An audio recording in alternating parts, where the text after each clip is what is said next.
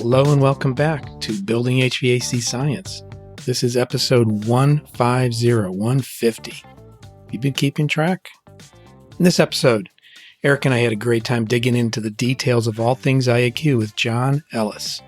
Our conversation covered a new air filtration product developed by John in collaboration with Dustfree. Eric asked John about the applications for and the design of the product, and John, with his 43 years of field experience, described the collaboration with Dustfree's engineers, the development of this novel filtration system that employs all 5 filtration methods and has received ASHRAE 52.2 credentials with a MERV 16 rating. John elaborates on the technical aspects of the filtration system, explaining static pressure drops for various unit sizes, and emphasizes the filter's long life of 2 to 5 years. As we wrap up the conversation, we shift to the practical applications and installation aspects of the system. John shares his insights into the design considerations for different furnace sizes and the simplicity of this filter box design, which requires either 3 or 4 filters depending on the unit. He also covers the flexibility of installation in various settings like attics, basements, and commercial spaces. John leaves no stone unturned, and he covers the distribution strategy, emphasizing the product's ease of transport and assembly, which makes it convenient for contractors and distributors alike. Our conversation concludes with a discussion of building forensics and the importance of proper investigation and diagnosis in indoor air quality solutions, which again highlights John's extensive experience in the field. Show notes have a link to John's LinkedIn bio, and you'll also find John very active, giving a lot of great advice in different HVAC Facebook groups. Okay, on to the conversation with John Ellis, Eric Kaiser, and myself on Filtering the Future, the journey of John Ellis and reinventing air quality. Hello again, folks, and welcome back to the Building HVAC Science podcast. I'm your co-host, Eric Kaiser. And virtually next to me today, we have co-host Bill Spohn and our special guest, Mr. John Ellis. Welcome, John. Hey, thanks for having me. John, you're probably a person some of our audience has heard of and even seen because you're out there. You do a lot of traveling, you do a lot of presentations. Why don't you describe to us first what you're doing now, and then take us back to how you got there? Yeah, absolutely. I have the distinct pleasure of teaching indoor air quality for Daikin Amana Goodman. They've given me a wonderful platform. And when they approached me, they said, we're looking to create curriculum for the industry. And I said, I'm absolutely your guy, but I do not want to stand in front of a group of people and sell products because that's what everyone else does. They gave me free rein. It took a year to develop the curriculum and write the book. And I wrote it for the HVAC industry. And it encompasses building science, building forensics, and indoor air quality from a mechanical point of view. I taught it all over the United States and Canada, and it's been well received. And we take a deep dive, but we could go a lot deeper in that we talk about different disciplines. For instance, what a CIH would bring to the table, and that's a certified industrial hygienist. And then how to read that report, how to understand it, and how to actually team up with a CIH and what that means for the HVAC contractor who may or may not be doing a lot of remediation, but it's well within a scope of work that we could do depending on skill set and how many employees or your staff you have. And then we go into the building science and what that means for indoor air quality. So building science, home performance. And then we go into the existing mechanical. And I could spend probably a full day just on psychometrics. But I introduce some principles, and the learning ladder is you know what you know, and you don't know what you don't know, because ignorance is bliss. But as soon as you know that you don't know, that requires an action step. That means you need to go out and gain knowledge, expertise, and experience. And then once you put it into practice, that's cognitive learning, and then it becomes subconscious. I say this in my classes. I could be working in New Jersey, and I leave my house in New Mexico, and I point my truck towards New Jersey, and next thing you know, I'm there. I don't know how the heck I got there because I just know how to drive. And we do all kinds of things. We're eating and talking and listening to music. And my wife and I do a lot of content creating while we're driving. I talk, she types, and I don't really text and drive, but I may look. Just going to put that out there. But that's part of the experience. And I could spend 2 days just on building science principles. I can spend another 2 or 3 days just on HVAC and mechanical because heavens knows our industry at large has missed the mark on a lot of things.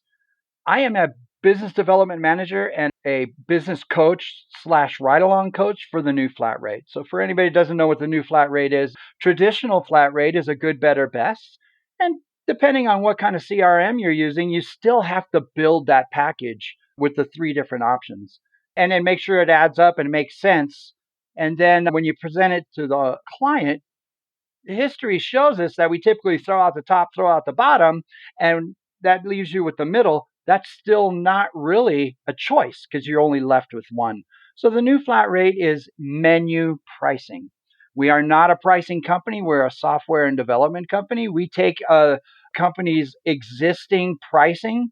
We coach them on that. I go all over the United States, and most contractors don't even know what it costs to put a truck in the driveway for an hour, let alone where their billable hours should be, where they need to be profitable per call, per truck, per day, per week, per month. So we help them work on all that. And then we are fully scripted. It's a process from start to finish. And it really, really works. I work with big companies, small companies, big towns, small towns. And in that, Rodney Cope and myself developed the very first building science and IAQ menu pricing system or module within the app. That dovetails right into my class because I teach a sales component on how to have the conversation, how to present it, how to understand how to price it, especially when it comes to our discovery, because I gave that away for years and still our industry is struggling with, hey, you know what? I'm going to come out, I'm going to do some analytics, I'm going to do a blower door, I'm going to do some duct testing and whatever. And then they just undersell it or give it away because they don't think the client will. But I'll tell you, there's not a CIH in the country that'll go out and do testing for free. And so neither should we. But that's been a wonderful experience. I do own a consulting business called Dynamic Air Consulting. And in that business, I get to work with clients that are both respiratory, immunal, and that gives me an opportunity to work with contractors in the field. I bring all my testing equipment and we could go in and test out a house. And then at the end of that time, I help the contractor write a scope of work. They'll have to price it because I don't know pricing all over the country, but they'll have to price it for their market. And then that's a wonderful experience. And then more recently, for the last year and a half, I've been working with a company called Dustfree on product development. And we do have a product that's getting ready to drop. We did a soft launch at Service World Expo, and we're doing a full-blown launch at AHR with fanfare, media, the whole hype and everything. So we're excited for that. And so that keeps me busy, to say the least. So when you said you've written the book, is it a literal book or you mean the curriculum you're talking about, the IAQ with Daikin and Amanda Goodman? Yes, it's the curriculum. Now, I will say I didn't invent the curriculum, but I sourced it and pulled it all, put it in order to make it flow for the class. And then it's got some of my own theories and my best practices in it as well. But just a matter of pulling it from so many different areas together and have it make sense for the audience. When you teach from that curriculum, what do you find are some of the tough points to get across or things that people aren't receiving well and you need to reinforce? What are some of the core concepts that may not be well understood? Oh my goodness, that runs the whole gamut depending on my audience. And it's typically the HVAC industry. And so when I start to talk about the seeing the unseen, and that gives us an opportunity to test the air and the environment and understanding what that is, that's kind of a miss at first. And then when I get into the building performance and building science, again, depending on who my audience is, that's sometimes a miss. And then for just about everybody across the board, how to have the conversation with the customer and how to sell it and sell it for what it's worth and not give it away. And also not being product driven. Our industry has fallen into the trap that we've got all these products just looking for a problem rather than finding a solution for a typical problem for a client. Every house is unique, every client's unique. And so we kind of had it backwards. And also prioritizing. I always say in my classes that our industry is so hyper focused on selling equipment and super high efficient. And that's all fine and dandy, but we do indoor air quality as an afterthought, an add on, a bolt on, an accessory.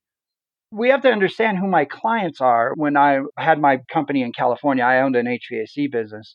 And my clients came to me with cystic fibrosis, COPD, immune deficiencies, oncology, double lung transplant recipients, single lung transplant recipients, valley fever, Lyme's disease. And a lot of people don't know that Lyme's disease directly affects respiratory with debilitating asthmas and triggers all the way down to your garden variety seasonal allergies, where people just, it's not really medical, but they just feel miserable because of seasonal allergies.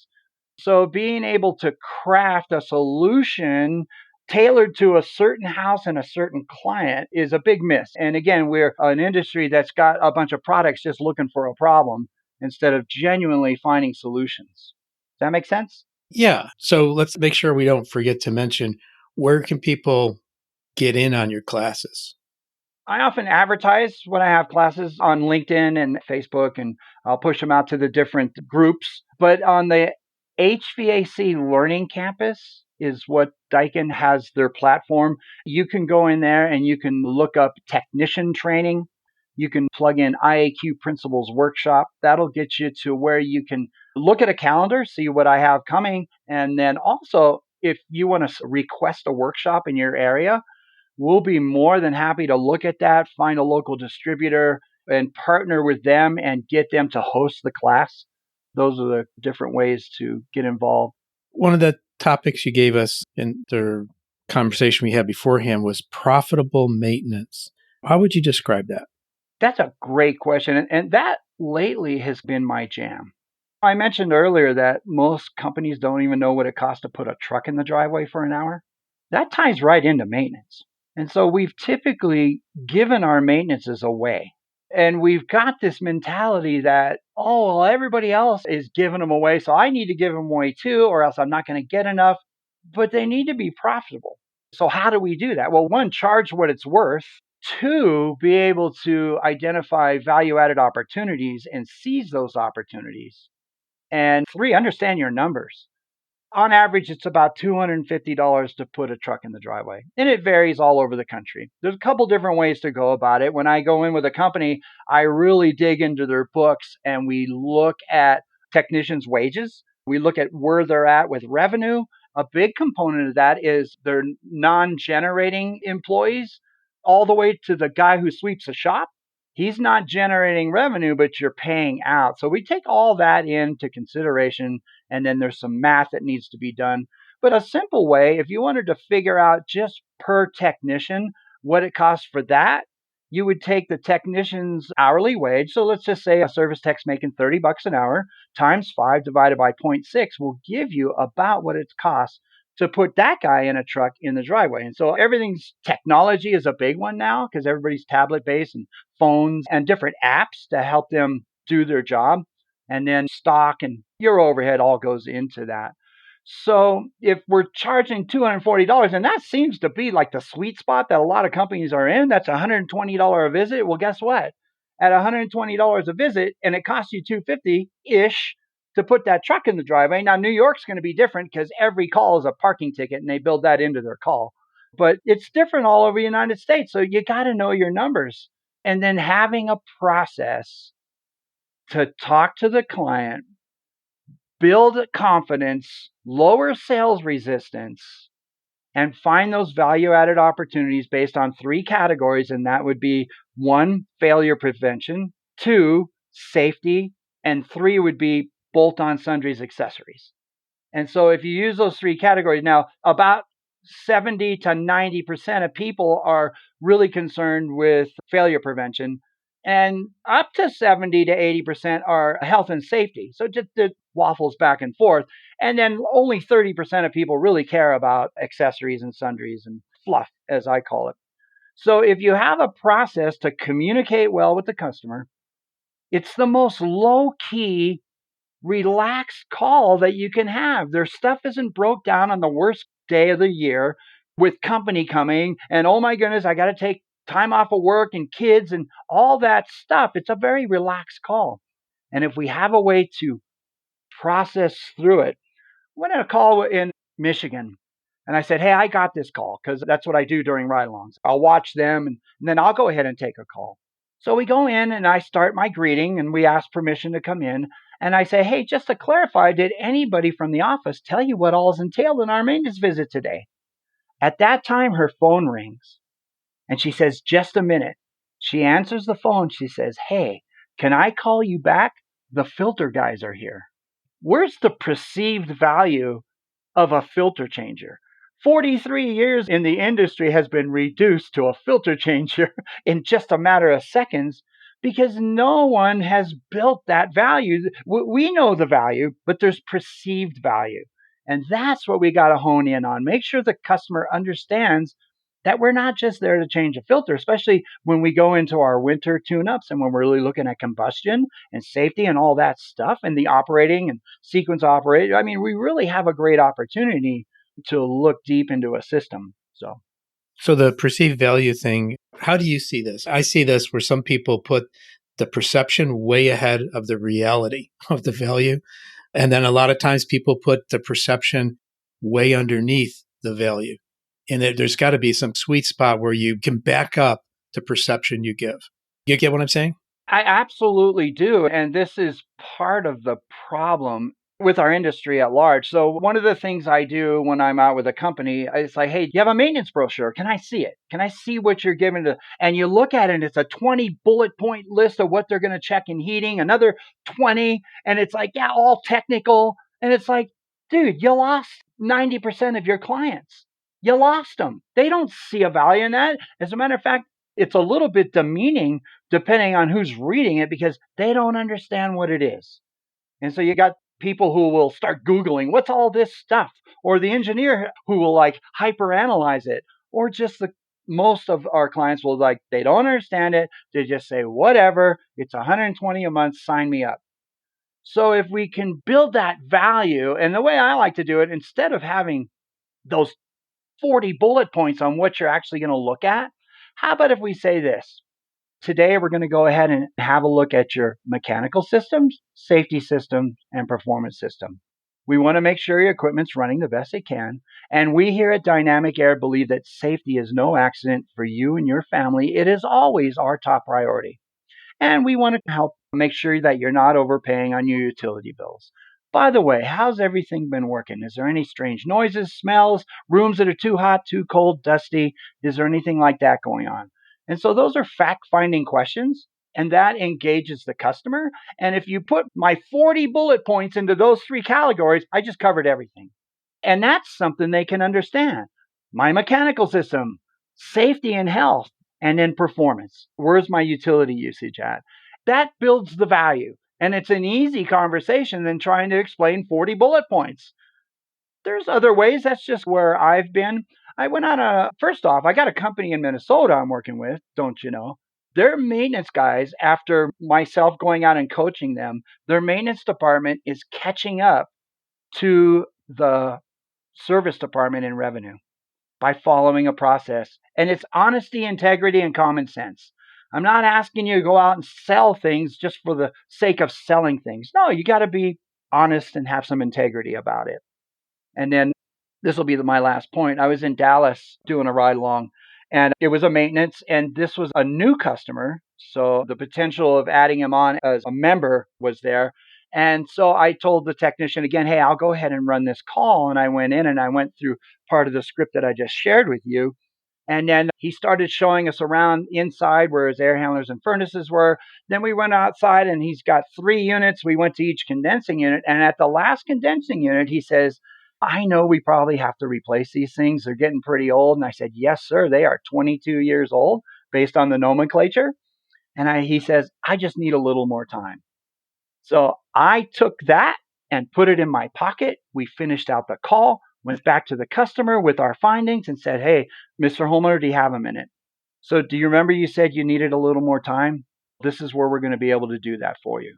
I found a fault and we started showing him where our faults were and showing him repair options. He spent $5,000 with us on that maintenance call. The technician's jaw dropped, and the owner of the company said that has never happened in the history of our company because they didn't have a process. So that was 10 months ago. He's already replaced 2 of the systems because we set the table. Each step of the process has to set the table for the next step in the process. And that just makes a smooth transition. That's quite a process, John. I like a lot of things you said in there. And I got to say, it mirrors a lot of what I've done in my career as a technician as well. And it really does work. Speaking to the homeowners in an honest, keeping your integrity, it works quite well. So I want to segue here a little bit into something else you alluded to early on in this discussion, John, where you've been working with a company called Dustfree on a new filtration product. And you sent me some pictures of that, and I'm really excited to see this come out onto the market. I'd like to learn a little bit more about it from you, like where it should be applied, maybe how it should be applied a little bit, and talk generally about the product because it looks really interesting to me. Yeah, I'm excited. So for the last year and a half, I've been working with the engineers over at Dustfree, and that has been an absolute blast. They bring all that brain power and the mechanical aspects and then all the math that's involved. But what I bring is 43 years of field experience being in the trenches, and we bring that to the table, and it's been just a wonderful marriage of thoughts and ideas and applications. And so from that, we have birthed this new filtration system. It's good old mechanical filtration. We use all 5 filtration methods. We have our official ASHRAE 52.2 credentials, MERV 16. And we also have taken it to the lab in Minnesota 3 or 4 times. It's no secret that I went after one competitor because I've been using their products for a while, but they've fallen short on many aspects. But we'll leave that right where it's at and focus more on what we're doing. And we have up to 3 tons is one size, and 4 and 5 is the other. The 4 and 5 ton is coming at a 0.15 static drop at 492 feet per minute at 2000 CFM. At 1600 CFM, the static pressure drops even more. We've got even loading. We've got a filter life of 2 to 5 years. And on the 3-ton unit, we're coming at a 0.13 static drop at 1200 CFM at 492 feet per minute. And then as we go down, it just gets even better. And the loading is amazing. We've got even loading, and we are actually addressing PM 2.5. We've got a very robust electrostatic part of that filter. And again, we're using all 5, but the electrostatic attraction is where most filters lose their filter life because they drop out. We're seeing other filters in the field who claim a MERV 16 drop out within just a few months because they lose that electrostatic attraction as part of their method. So we're excited about that. Again, we're going to market. So applications. It's a cumbersome filter, to say the least. Let me pause there for just a second. I do want to unpack a couple things you mentioned here, terminology wise. And that is the 5 filtration methods and also loading. I just want to make sure everybody has this on the same page there with those terms. Great. I'm probably not going to remember all 5. So we have impingement, we have electrostatic, diffusion, and there's 2 more. Okay, but those are basically just methods that the particulate gets captured in the filter media is what we're going after there. Yes, and each one happens because of the construction of the media itself. So using microfiber technology obviously gives us more fibers per square foot in the media. And the reason we're able to get the static resistance that we are is because of the surface area. Each filter box, the 5-ton has 4 filters in it, and the 3-ton has 3. One is a W configuration, the other one is an N. And so when I talk about the electrostatic component, that is really important as the overall filtration, why we get MERV 16. And I like to use parables. And so we've all like taken a balloon, rub it on your arm and stick the balloon on the wall. That's electrostatic attraction.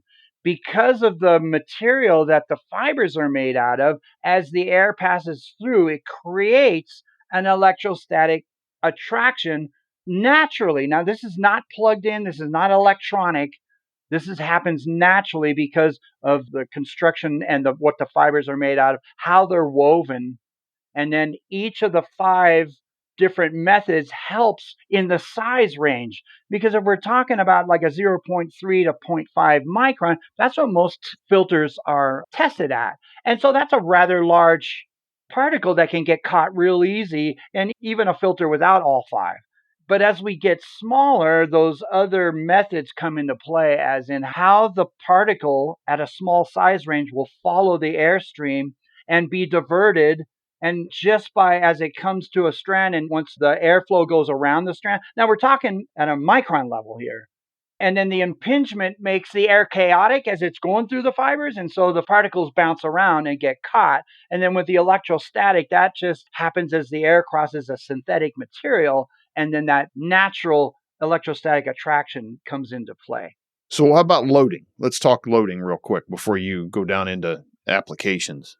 In the testing lab, in order to get your MERV 16, you have to do like a 98% filtration rate, and at different size ranges. And then they use a capture method. And so they know what they're releasing and they capture it on the other side. And then they do the weight and or count and then do the math. That's one of the ways. And then another way is they use a laser particle scanner. And so they can see and get a count going in, and not by weight, but by count, see what's coming out. And that's one of the ways. And so a lot of filters, and this is application contingent. So you have a filter in a filter can and it's got a round duct tapped on the top of it.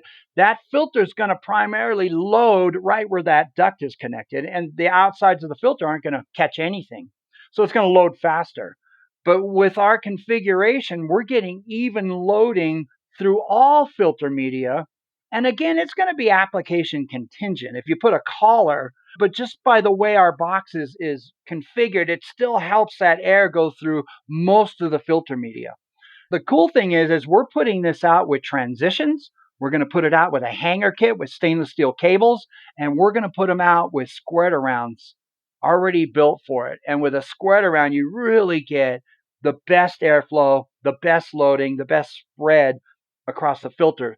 So when they do this test in the lab, they extrapolate the numbers and then they look at how it's going to load over time based on certain known denominators. Very cool. So basically what that is saying, and I'm just going to sum this up here real quick. The dirt is distributed evenly across all the filter media, is what I understood from all of that. Yes. Perfect. Because we do have a variety of listeners here. I just wanted to make sure that all that was understood. Now, I think you were going to go into applications next before I interrupted. Yeah, so again, I alluded to my experience with the competitors, and I have installed them every way imaginable. What we have done is we've built this box to match up to the most common furnace sizes. We wanted to keep it simple, so all the filters are the same size. So you either need 4 or you need 3. There's not a variation in filter sizes. And one of the most common would be a horizontal in the attic with a transition coming off the back end of the furnace to the filter box. And on the other end, you've got a couple options: a plenum, which I did a lot of times for multiple returns, or a squared around to go to one central return. And then Dustfree makes the SST transition that gives you the option of going from furnaces to different size coils that don't match the furnaces. We're going to use the same concept in our transition, and the engineers are working on one. I don't know if you've ever seen the adjustable curb for a rooftop on a pitched roof. Those are cool. And you just get it level and you put some screws in it. Well, we're going to have one that's going to do about the same thing. It'll go to it'll go from our size and adjust down to different furnace openings. The only thing we're not addressing yet, and it's on the table, is air handlers, because they're totally different footprint, but that'll be coming as well. That transition is going to be a double transition, obviously. So we tried to make it as user-friendly as possible. So that would be one of the common ways to do it. I've actually got furnaces setting on top of the box in a closet, if the closet will allow you the space. We are going to do a smart stand. Dustfree already has one, and it is a pedestal that the furnace sits on. And then next to it, you would tap in the filter. And then from there, you do a flex connector and a transition. And this is for a basement set, and you can hit your drop. So the furnace would obviously be sitting underneath your supply, and next to that would be your return drop. And then also for a furnace, if it's sitting on the deck, if you will, we're going to have a transition that comes off the side for a side mount that would go to the box. You could do a sweep to the box to the transition, or you could duct it a couple of different ways. So those are the most common applications. But again, we're looking at roof mount, exposed, and how to seal it up, how to cover. Anybody who's done commercial work, you have smoke detectors on the roof, and they have a little shroud that goes on with a slide panel. Well, we can do the same thing with our unit on the roof with a little shroud and a slide panel to keep the access on the panel door dry, and so you can get in and out of it. So we're really thinking this through. What's cool is they've got 2-point distribution, they as in Dustfree, kind of wrapped up. United States, Canada, and Europe. As a matter of fact, they have a plant in Milan, Italy, which I hope to be going to in March, but that's a different story. We're really looking at being able to get this into the end user's hands easily. They come knockdown, which our competitors don't. This is a cumbersome box. It comes in a little cardboard box like a suitcase in one hand, the filter's in a box in the other hand. You walk into the customer's house, you go up into the attic or down in the basement, it assembles in 5 to 10 minutes, ready to go. 2 things. Easy to get it into the house or into the attic. I've had to disassemble these things and reassemble them in the attic. 2, when you're looking at distribution, you're not so much selling your product, you're buying shelf space. And so being able to stock these at a distribution level and not take up so much shelf space is going to be huge. And then for the contractor, if they want to keep some in stock, again, not taking up a bunch of space is pretty huge. They say you buy your kids gifts and they play with the box. When they first showed me that, I geeked out on the cardboard box. I was just thinking about that from an installation standpoint of being able to fit everything on a truck today. With the size of equipment, the size of the outdoor units, stuff was getting bigger, and not having another giant box to try to throw in the back of a van to take to a job site. That sounds pretty useful to me, having done that and tried to fit it all in the back of vans or trailers and whatnot.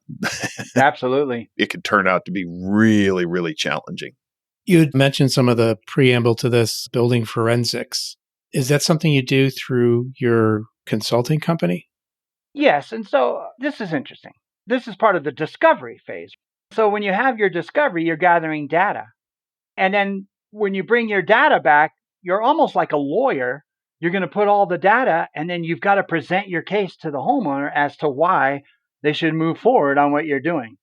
So forensics is basically going into a building, having a plethora of data points that you're collecting, seeing what's going wrong, and working your way out of a building, because we know how buildings are supposed to be built. We know how they're supposed to perform and how they're supposed to act under different conditions, but that doesn't always happen in the real world.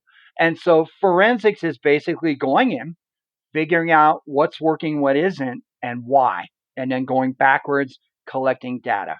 So that's what we do in home performance and in building science, is we go in and we collect data.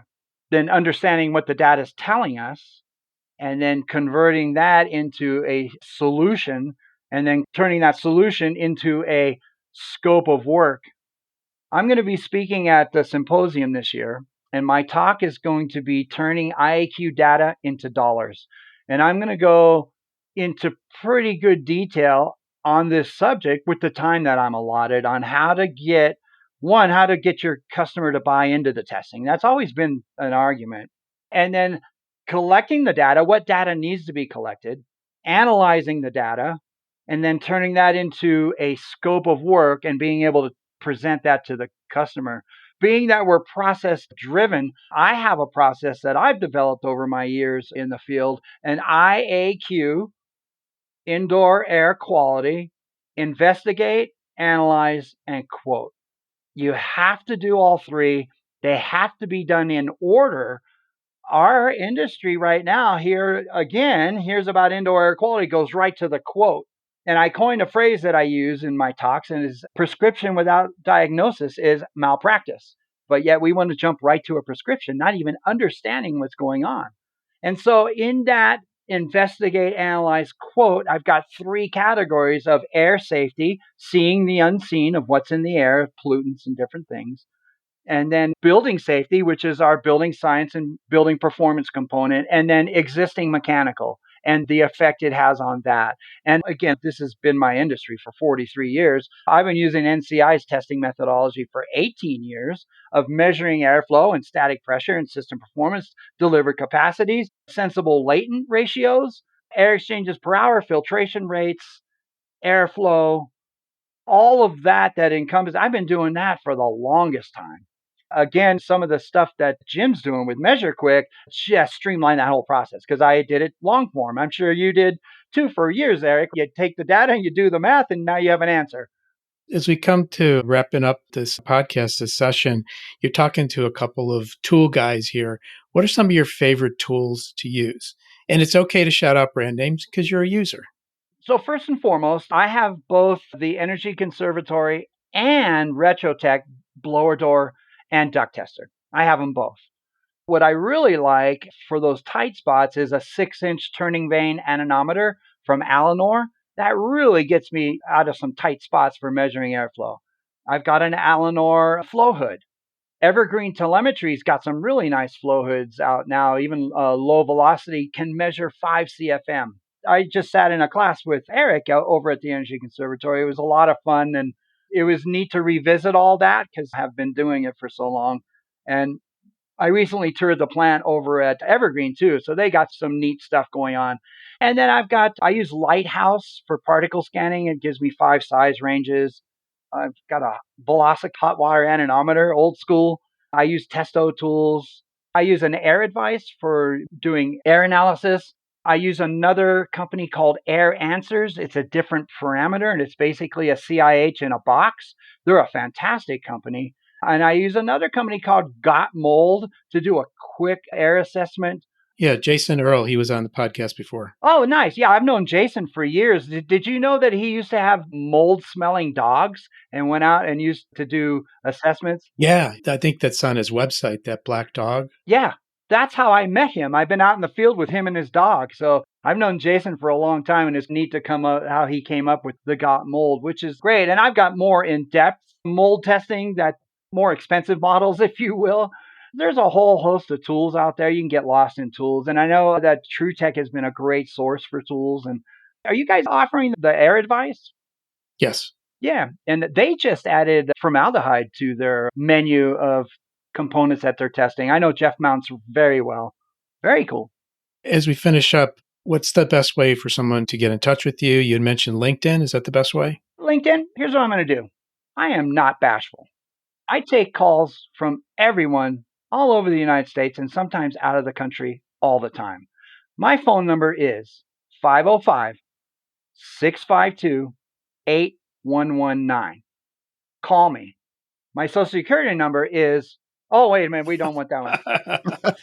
Beep. My email address is dynamicairconsulting@aol.com. And I'm on lots of social media platforms, and LinkedIn is a good one as well. Very good. Real pleasure having you on, John, today. I've known you for a while, but now I know a lot more about you and look forward to seeing you. Eric and I will both be at the AHR Expo in January in 2024, and we'll be sure to stop by. Which booth will we see the product at? You know what? I don't have a booth number yet, but it'll be Dustfree, and they're going to be a big booth. So come on over and get your picture taken. So we want as much fanfare as possible. Perfect. Thank you, John. Thanks, John. You guys have a great day.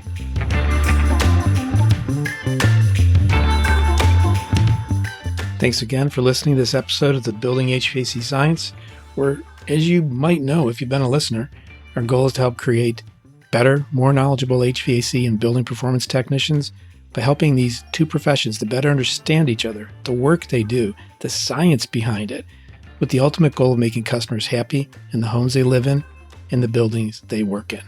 I want to thank you for listening to this episode with John Ellis on Filtering the Future, the journey of John Ellis and reinventing air quality. If you want to reach out to the Building HVAC Science podcast, you can email marketing@truetechtools.com, TRUTECHTOOLS.com. The Building HVAC Science podcast is a production of TruTech Tools Limited. In full disclosure, I'm a co-owner of TruTech, and Eric Kaiser, my co-host, is our industry engagement manager. The opinions voiced on this show are those of my guests, my co-host, or myself, depending on who's speaking, of course. If you're in the market for any tools or test instruments that would help you perform the building performance or HVAC work, take a look at what my company, TruTech Tools, offers. TRUTECHTOOLS.com, and you can use the secret offer code of HVACBS for a nice discount. As always, thank you for listening, and we hope you subscribe to this podcast. Until next time, this is the Building HVAC Science podcast, signing off.